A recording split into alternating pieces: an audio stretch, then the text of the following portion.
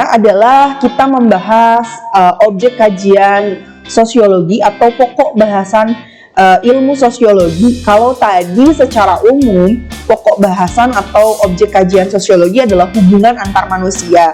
Nah, sekarang yang akan kita bahas adalah pokok bahasan atau objek kajian sosiologi berdasarkan para tokoh. Sebenarnya semua tokoh itu mengatakan hal yang sama. Pada intinya adalah ilmu sosiologi itu mengkaji hubungan antar masyarakat. Cuma yang dibahas hubungan antar masyarakatnya yang mana? Nah, setiap tokoh itu memiliki pandangan yang berbeda-beda. Nah, di dalamnya ada Auguste Comte, ada Karl Marx, ada Emil Durkheim, dan lain sebagainya. Nah, kita simak ya. Jangan lupa untuk dicatat tokohnya siapa dan intisari dari pokok bahasan ilmu sosiologinya siapa.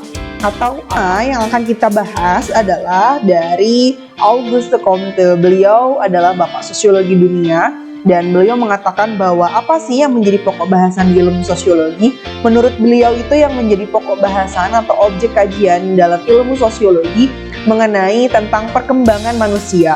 Oleh karena itu, beliau memberi nama teori ini sebagai hukum 3 tahap perkembangan manusia.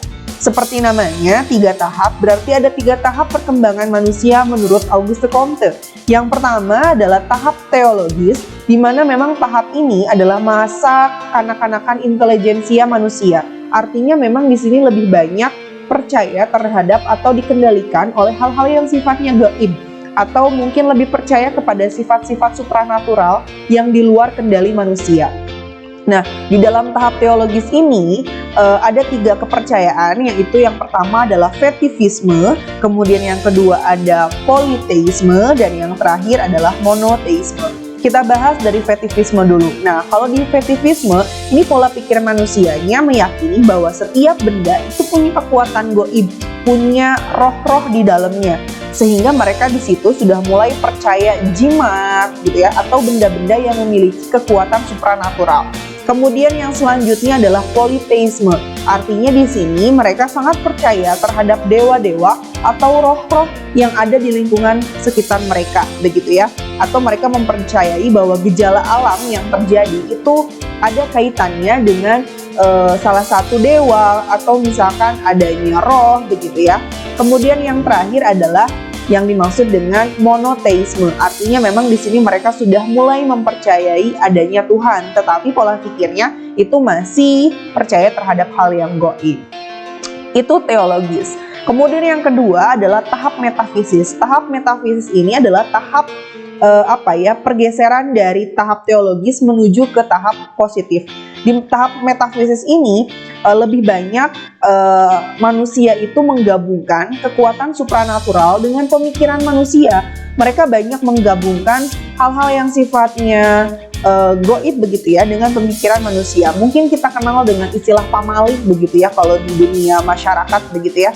Mereka lebih banyak menggabungkan hal-hal yang sifatnya mungkin bisa dikaitkan dengan supranatural. Salah satu contohnya adalah misalkan di suatu daerah dilarang membuang sampah di tempatnya. Intinya memang menjadikan masyarakat tidak membuang sampah, tapi yang dipercaya oleh masyarakat adalah jangan membuang sampah di sana karena di sana itu ada penunggunya dan ada apanya lah istilahnya, sehingga mereka lebih banyak percaya terhadap hal-hal yang sifatnya mistis dibandingkan yang rasional. Sampai pada akhirnya adalah tahap positif. Artinya memang di tahap ini masyarakatnya sudah sangat rasional, kemudian